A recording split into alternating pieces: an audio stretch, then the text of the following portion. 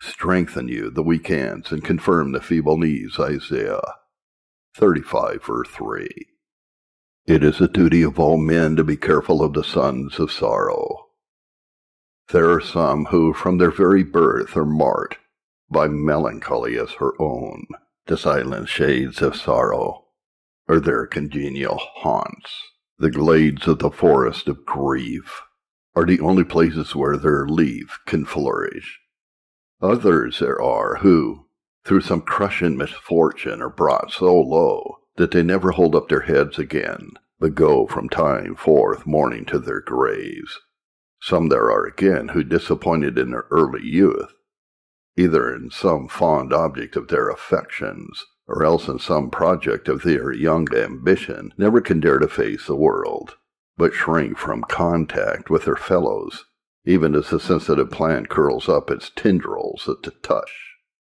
In all flocks there must be lambs and weak and wounded sheep, and among the flock of men it seems that there must necessarily be some who should more than others prove the truth of Job's declaration, "Man is born to trouble, even as the sparks fly upwards."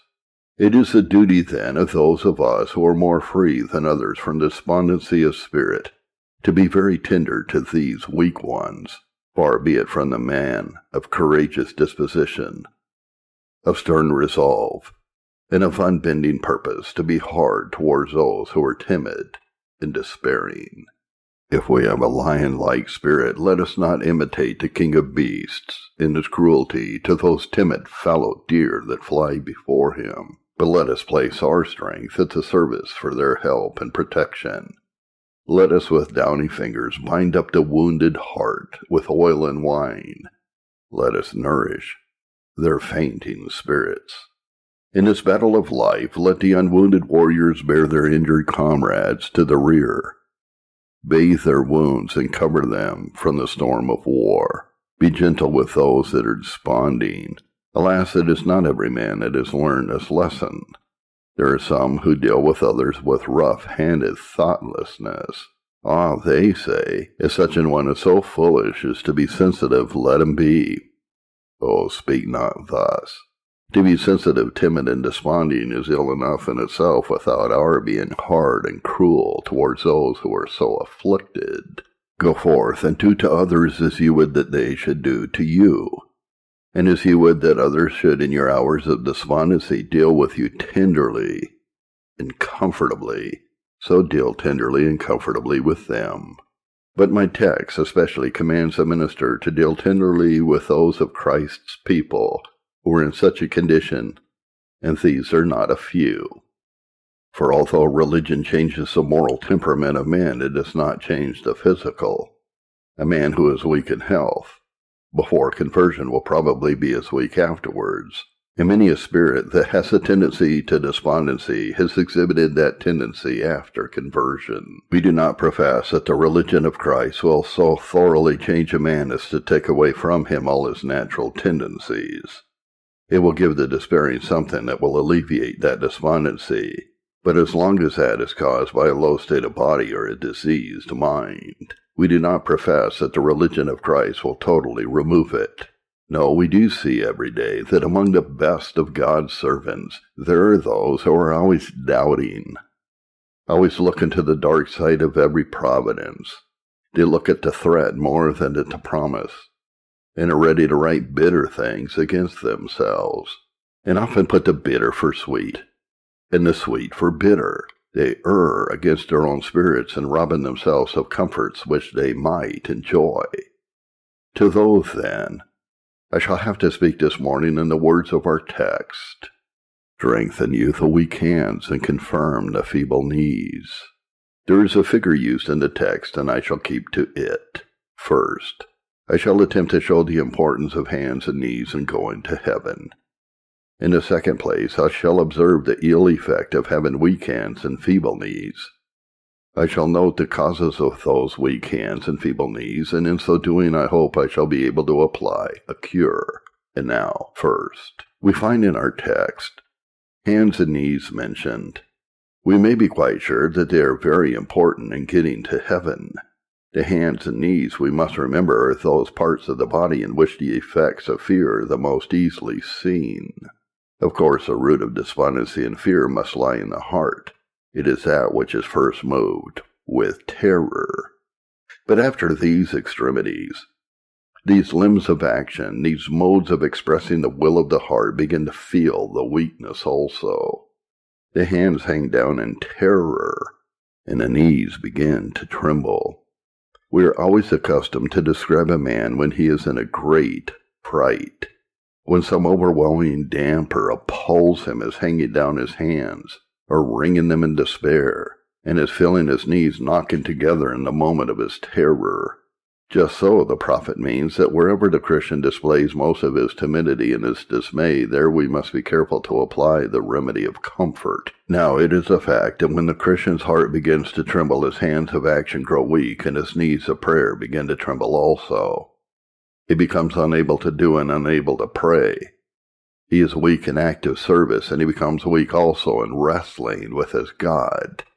Hands and knees are the exhibitors of inward power. Now, there are some men whose fears are so great that they have become visible and can no longer be concealed. There was a time when these sons of morning were able to mask their sorrow with an outward cheerfulness, but now they cannot.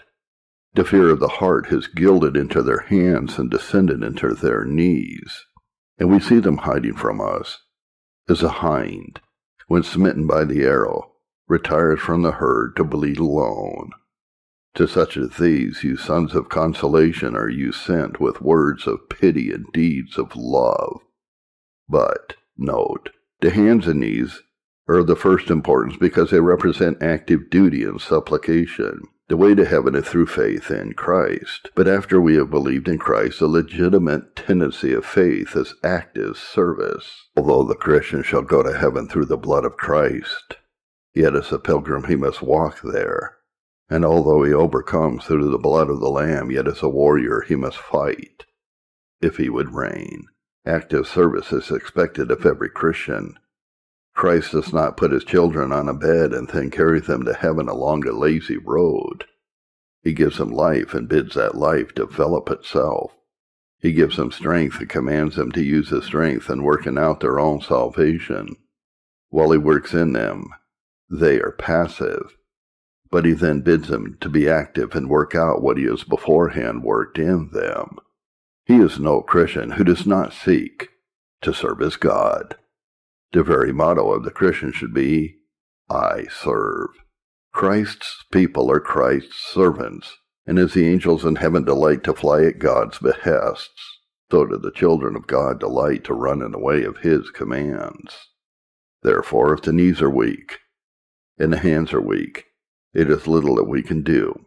We cannot run with weak knees. We cannot labor with weak hands. How can we, the servants of Christ? How can you lift the heavy burdens which you have to carry if your hands are weak and your knees totter?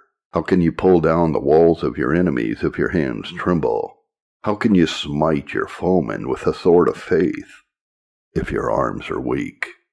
Look well then to this. For herein you suffer great loss if in active service you lose power and strength. Again, the knees may signify prayer. When a man becomes timid and desponding, his closet very soon becomes a chamber of woe. Our closets are either Bethels or Bochems, the house of God, or else a house of weeping. Let a man become timid, distrustful, doubting, fearing, trembling. What little power has he when he comes before the mercy seat? He would believe in God, but he cannot appropriate the promise. He would lay hold of the angel, but all his sinews shrink, and he cannot wrestle. He would plead the promise, but his hand refuses to clutch it with an iron grasp.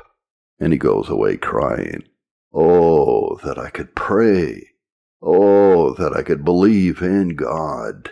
Oh, that I could succeed with God in prayer and become as a prevailing prince. Alas, I'm as weak as water and I can do nothing. Herein lies the importance of having strong hands that we may serve God, and having strong knees that we may wrestle with him in prayer and get the blessing from him. Note again, that we may readily see what the prophet means by hands and knees if we observe that a Christian, although his hopes are in heaven, stands upon the earth. It is with the hands of faith that the Christian lays hold upon that which is not seen and endeavors to climb upwards to the skies. It is with his feet that he spurns the earth and all that it calls good or great. Let the Christian's feet be weak, and he cannot then despise the things that are seen. But he will be fixing his affection on things on earth and not on things above. Let his hands of faith, on the other hand, grow weak, and he cannot lay hold of the things that are in heaven. He will find it difficult to fix his hold above the stars and feel that he is surely anchored and very hard to climb the ladder Jacob saw. The feet represent the manner in which we deal with earth. We tread upon it boldly and courageously, despising its threats, contemning its riches, contemning its honors. Weak knees cannot do this. We are then apt to bend and cringe and fawn before a wicked world, to be slaves where we ought to be freemen, and vile where we ought to be noble. Here again we see the importance of the hands and the knees. But you will remember also that there are certain parts of the spiritual pilgrimage where hands and knees are absolutely required. John Bunyan represents Christian as coming to the foothill difficulty, and he says, I looked then after Christian to see him go up the hill, where I perceived he fell from running to going, and from going to clambering upon his hands and knees, because of the steepness of the place. Many such a place you and I have had to pass, Christians. Once we could run along the hills of salvation with triumphant faith.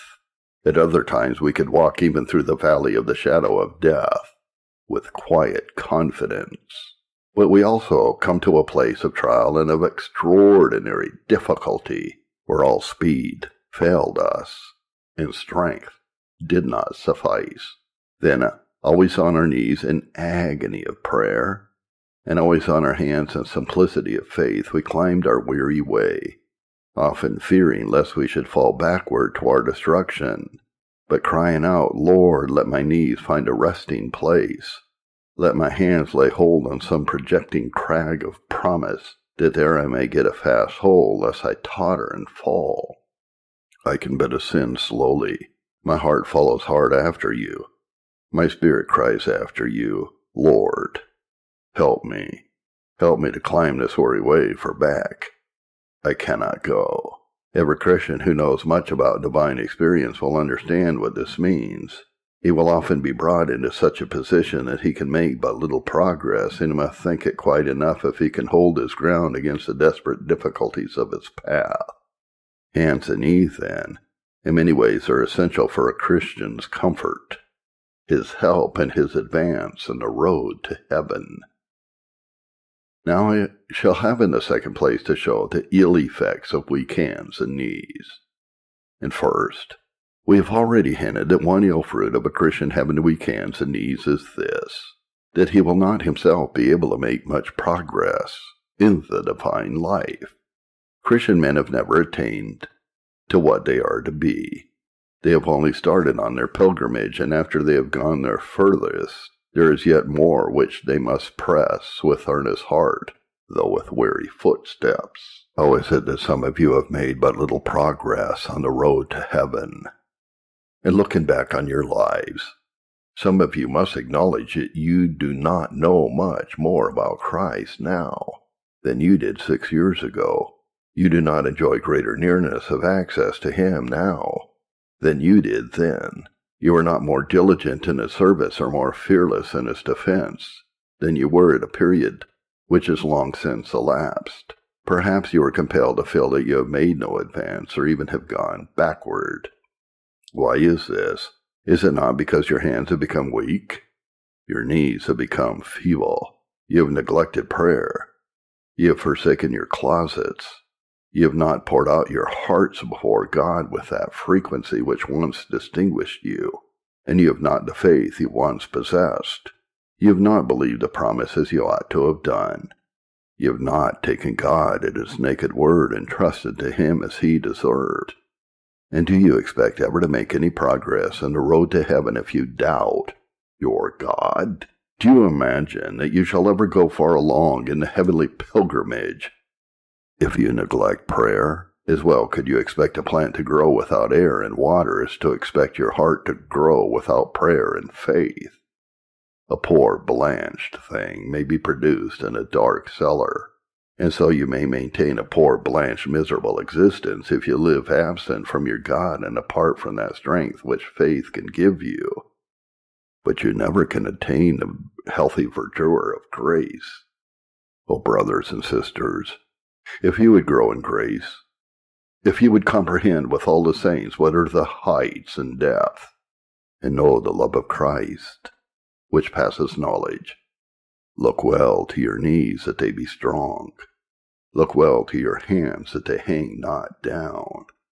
The Christians of this age seem to me to be content with themselves, though there are infinite reasons for the reverse. When I sit down and read the biographies of saints who have gone to heaven, I am astonished at myself, and I can only weep to think how far I am behind these men, and then how much further I must be behind my divine Master. Surely example of eminent saints should spur us onward.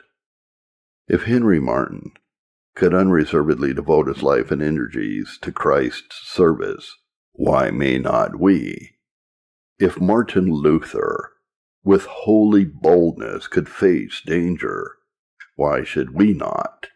John Calvin, with clear and eagle eye, could read the doctrines of the gospel amid the mists of error. Why should not we?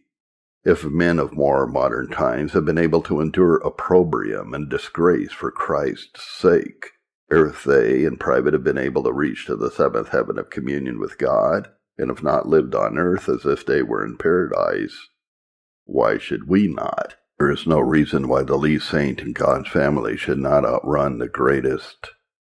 Why look upon the saints of olden time as if they were so far above us that we can never equal them?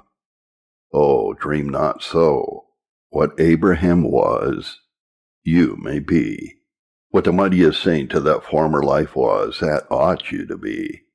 You should never rest satisfied until you labor to surpass them all. Yes, not even then, for you have not yet attained to the perfection which is in Christ. I know this age is one which is always satisfied if it gets barely enough to carry it to heaven. Where is that holy ambition which ought to stir the Christian soul to noble deeds? But few of us have felt it. We are driveling dwarfs, content with the small height to which we have attained, forgetful of the steeps which tower above our heads. Up, Christian, up! The mount of holiness may be steep to climb, but man, the hill of God is a high hill, even as the hill of Bashan. Up, up! For it is only on its summit that the calm air of heaven can be breathed, and the mist of earth entirely swept away. Weak hands and feeble knees, I know in this age, are the reasons why so few Christians attain to any eminence in the ways and works of God. Again, weak hands and feeble knees have another ill effect. They prevent our doing any great wonder for the good of the world. Oh, what work there is to do in this poor world of ours. Imagine the first colonist landing in Australia. If it had been revealed to him in a vision that, in process of time, the whole of that huge island should be plowed and sown and built upon and inhabited, he would have said, "How is this to be done? How can it ever be effected?" And even now, great as has been the progress in that country, if we were assured in a few short years the whole of it would be brought under tillage, we should be apt to ask, but how shall it is done? We should, however, very readily perceive that there must be strong knees to dig, and strong hands to delve and plow, or else the work never could be accomplished. Many there must be, and the many must be strong, else the work cannot be done. And now, lift up your eyes this day. Behold, the whole world lies before you like one huge, untilled country. Who is to drive the plowshare of divine grace through all the continents of this world? Who is to make this desert blossom like the rose? Who shall sow it with the good seed corn of the kingdom of God? Where are the laborers who shall afterwards reap the whitening fields? Not weak hands and feeble knees. They cannot do it. Our knees must be strong and our sinews must be well braced, or else so great a work can never be accomplished. I believe one reason why the religion of Christ makes such little progress at this time is because most of us are so weak. We find a few centuries after Christ's death, his name was preached in every land. There was not one region of the known globe which had not heard the marvelous story of the cross. But then the followers of Christ were men who knew not what it was to tremble. They counted not their lives dear unto them, but leaving houses and land and families for his name's sake, they went everywhere preaching the word. But at this day, we are not strong. We must all be assured of a livelihood before we will go forth to preach the word. And even then, if no one smiles on us, how soon we cease the work. We commence an enterprise and little difficulties appall us. How many does the pastor have to see of little men and little women who come creeping to him and whining because they find difficulties in serving Christ? Is not this because you have weak hands and feeble knees? If you had the strong knees of the apostles and the mighty hands of the ancient martyrs, nothing could stand against you. Let God's children once become strong. And woe unto you, Babylon! Woe unto you, O Rome! Down you must fall, you castles of the enemy. The weakness of God's children is your hope, but their strength is your despair. Let them once believe firmly. Let them pray earnestly, and behold, victory waits upon their banners, and dismay will seize your hearts, you enemies of Christ. We are at this time blessing God that great doors have been opened for the spread of the gospel. Hindustan, China, Japan, many lands we hope shall soon be visited by the Christian missionary. But are we not conscious that our opportunities are greater than our strength? Must not the Christian church confess that she has now a greater field, but she has perhaps fewer laborers than ever? The harvest is greater, but the laborers are fewer. Why? It comes from this fact that through the Church of Christ the weak hand and the feeble knee have become the general rule.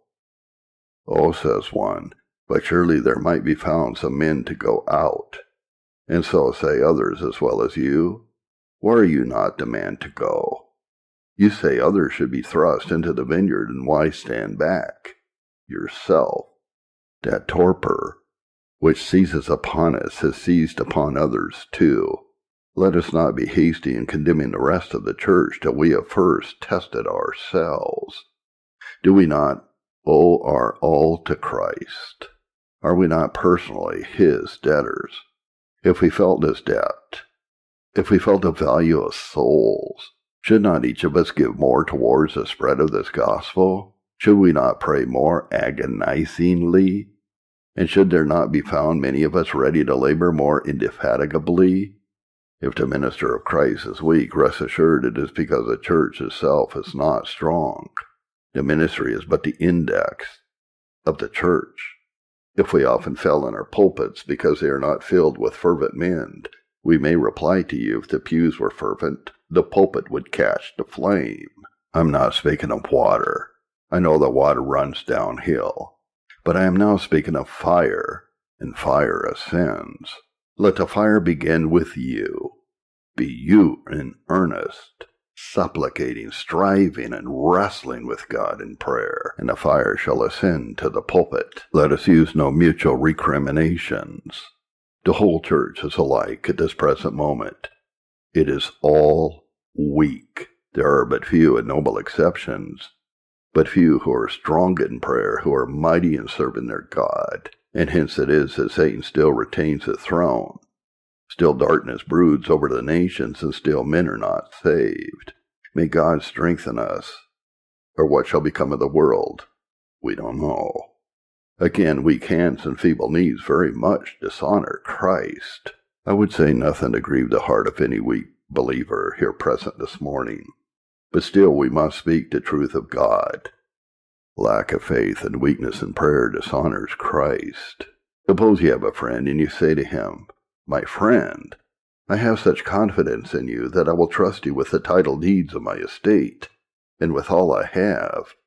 No, more, I will trust you with my health. I will trust you with my life. Do what you will with me. I have such faith in your goodness and your wisdom that I am sure you will not be unkind and will not err. I trust you." There is something honorable in faith to the object in whom it is reposed.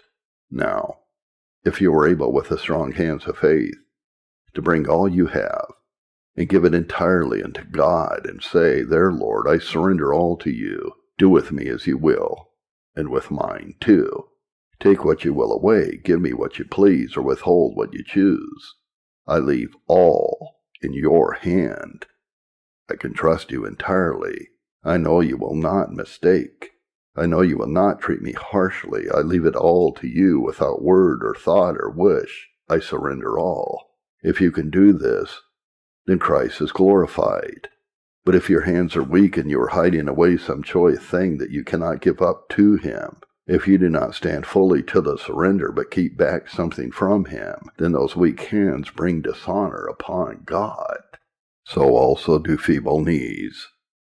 Someone has given you a promise that if you are in need and go to him, he will give whatever you want. You go to his door, you knock timidly, and when he comes to meet you, you rush into the street and hide yourself, for you are ashamed that he should see you. Driven by necessity, however, you knock again. At last he comes and you stand trembling before him.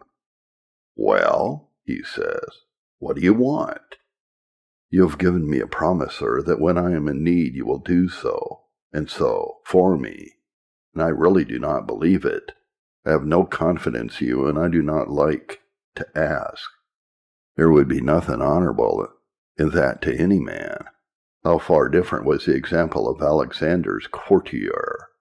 The king said to him, "I will give to you whatever you request."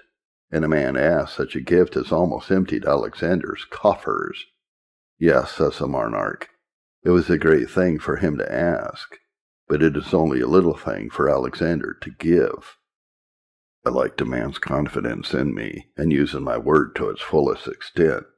Now when the believer goes to his closet and bows there with his feeble knees and asks God to bless him and does not half believe that he will, he dishonors God.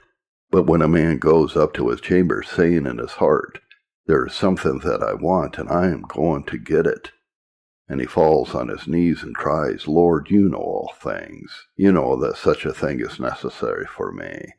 There is your promise. Do as you have said, Lord. I know you will give it to me." And when he rises from his knees and goes down and says to his friend, the blessing will come. "I have asked for it. I prayed a prayer of faith, and God will hear me." Why, such a man honors God. I would remind you again of a great proof of all this. Look at George Mueller of Ashley down near Bristol. Could he have built that house for orphans if he had weak hands and feeble knees? No. But he had strong hands. He meant to serve his God by feeding and clothing orphans. On the other hand, he had strong knees. "Lord," he said, "I will do this enterprise. Give me the means to do it." And he went to God and did not doubt that he would do it. And lo, thousands have rolled into his treasury, and he has never known lack. Now 700 children live under his care, and are fed and clothed to the honor of God. Let us also seek to have strong hands and mighty knees, and so we shall honor God. If we do not build an orphan house to his name, yet shall we will raise our Ebenezer, and leave some trophy to the honor of his grace. These are some reasons why we should look well to our hands and knees.